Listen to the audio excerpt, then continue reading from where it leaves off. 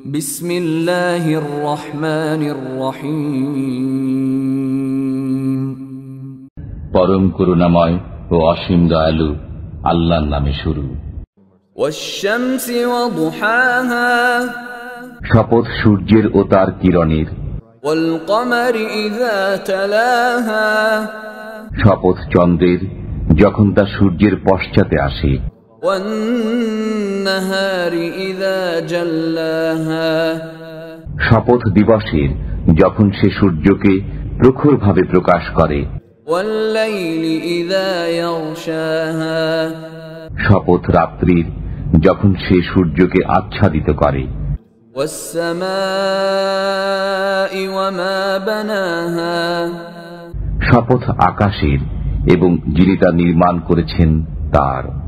ওয়াল আরদি ওয়া মা তাহাহা, শপথ পৃথিবীর এবং যিনি তা বিস্তৃত করেন তার। ওয়া নাফসিন ওয়া মা সাওয়াহা, শপথ প্রাণের এবং যিনি তাদের সুবিন্যস্ত করেছেন তার। ফাআলহামাহা ফুজুরাহা ওয়া তাকওয়াহা, অতঃপর তাকে তার অসৎ কর্ম ও সৎ কর্মের জ্ঞান দান করেছেন। ক্বাদ আফলাহা মান যাক্কাহা, যে নিজেকে শুদ্ধ করে সেই সফল কাম হয়। ওয়া ক্বাদ খাবা মান দাসসাহা, এবং যে নিজেকে কলুষিত করে সে ব্যর্থ মনোরথ হয়।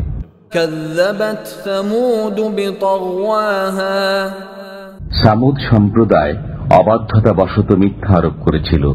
ইয ইনবাআসা আশকাহা, যখন তাদের সর্বাধিক হতভাগ্য ব্যক্তি তৎপর হয়ে উঠেছিল।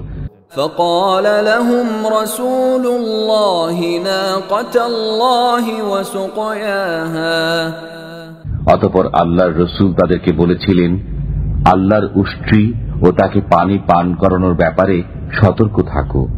فكذبوه فعقروها فدمدم عليهم ربهم بذنبهم فسواها, অতঃপর ওরা তার প্রতি মিথ্যারোপ করেছিল এবং উষ্ট্রির পা কর্তন করেছিল।